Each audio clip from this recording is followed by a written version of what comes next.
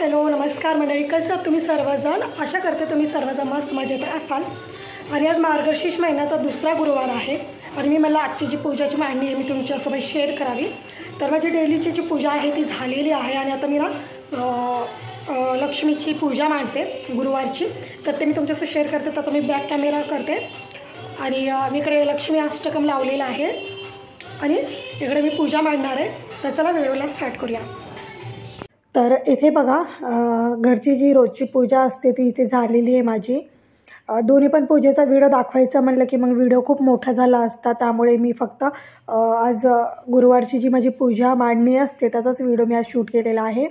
तर इथे मी काही तयारी करून घेतलेली होती. चौरंग वगैरे मांडला होता, त्यानंतर इथे लक्ष्मीची फोटो ठेवली होती. कळस वगैरे स्वच्छ साफ करून त्यात पाणी भरून घेतलं होतं आणि इथे मी आता दीपपूजन करून घेते. सगळ्यात आधी आपण कोणतीही पूजा जर मांडत असेल तर सगळ्यात आधी आपण दीप प्रज्वलित करून घेतो, दीपपूजन करून. तर इथे बघा मी दिवा वगैरे लावून घेतलेला आहे आणि आज मला एक म्हणजे लक्ष्मीला एक वेगळा लूक द्यायचा होता. मी मला आज साडी घालूया चांगल्या प्रकारे. माझ्याकडे रेडीमेड साडी होती पण ती कसं तेवढी छान दिसली नसती, म्हणजे त्यात साईज जी आहे छोटी दिसली असती लक्ष्मीची उंचीला. म्हणून मी म्हणलं आज आपण छान असं साडीचा लूक देऊया. त्यासाठी मी काय केलं कुकरचे जे डबे असतात आपले ते मी खाली ठेवलेले आहे. त्याच्यावरती पाण्याचा भरलेला कळस ठेवलेला आहे आणि असं साडी घालण्याचा प्रयत्न केलेला आहे. मी फर्स्ट टाईमच करत होते, त्यामुळे तेवढं परफेक्ट नाही जमलं. नेक्स्ट टाईम याच्याहून पण छान जमेल अजून. तर इथे बघा मी साडी वगैरे घालून घेतले. त्यानंतर यात मी माझ्याकडे जी दागिने होते ती दागिने पण यात मी म्हणजे लक्ष्मीला घातलेली आहे आणि नारळाला मी लक्ष्मीची मुकुट जे असतं लक्ष्मीचं ते मी लावून घेतलेलं आहे. माझ्याकडे रेडीमेड गजरा होता तो पण लावलेला आहे आणि छान अशी चुनरी होती ती पण मी लावून घेतलेली आहे. कॅमेराचा जरासा कॅमेरा व्यवस्थित नाही, त्यामुळे म्हणजे कॅमेरा मी व्यवस्थित ठेवला नव्हता त्यामुळे तुम्हाला पूर्ण लूक दिसत नाही आहे. आणि मी दिवा साईडला खालती ठेवला होता. म्हणलं लक्ष्मीला साडी वगैरे घालेपर्यंत धक्का वगैरे लागेल आणि पडेल खाली म्हणून. तर बघा इथे आता मी गणपती बाप्पाला आधी अभिषेक वगैरे केलं आणि गणपती बाप्पाची पूजा केली.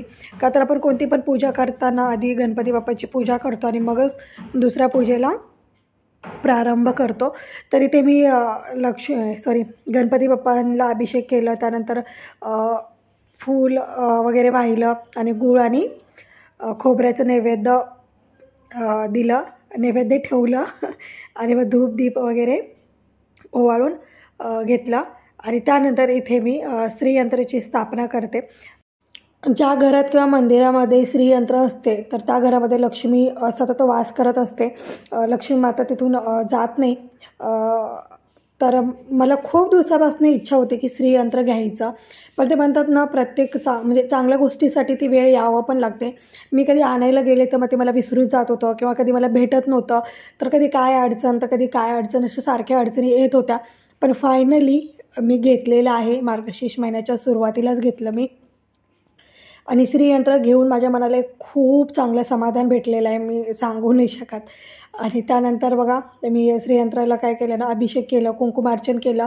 कमळगट्ट्याची जी माळ असते ती त्यावरती ठेवलेली आहे. फूल धूप दीप अगरबत्ती ओवाळून घेतलेली आहे आणि लक्ष्मी माताला कमळ प्रिय आहे, त्यामुळे कमळाच्या बियापासून बनलेली माळ असते.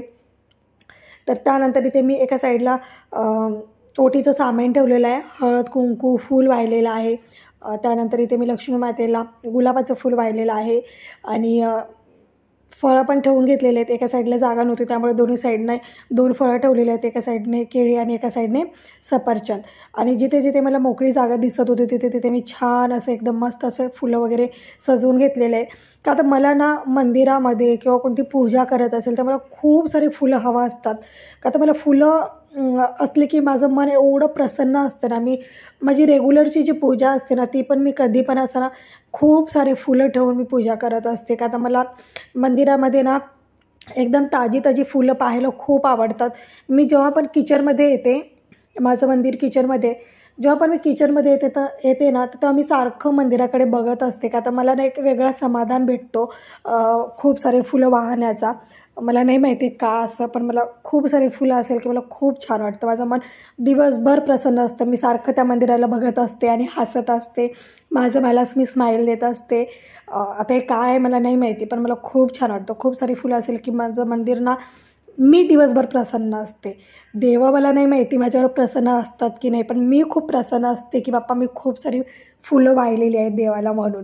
तर इथे बघा मी पाणी वगैरे ठेवलेलं आहे लक्ष्मीसाठी, फुलं वगैरे सगळी ठेवलेली आहे. त्यानंतर रांगोळी वगैरे काढलेली आहे आणि इथे मी आरतीची तयारी पण करून घेतलेली आहे. मला पोथी वाचायची आहे, कथा वाचायची आहे, त्यानंतर मी आरती करते. तर अशी माझी मांडणी होती आजची. तुम्हाला कशी वाटली मला नक्की सांगा. आजचा व्हिडिओ कसा वाटला. तर आपण आता भेटूया नेक्स्ट व्हिडिओमध्ये. तर कमेंट करायला विसरू नका आणि तुम्ही पण अशीच मांडणी करता का? काही राहिलं असेल, चुकलं असेल तर माफी मागते. मी जशी करते तशी मी केलेली आहे. आता यानंतर मी आरती वगैरे करून घेतलेली आहे. कथा वाचली, आरती केली आणि संध्याकाळी छानसं असं गोडाचं नैवेद्य दाखवणार आहे. तर आजचा व्हिडिओ इथेच एंड करते.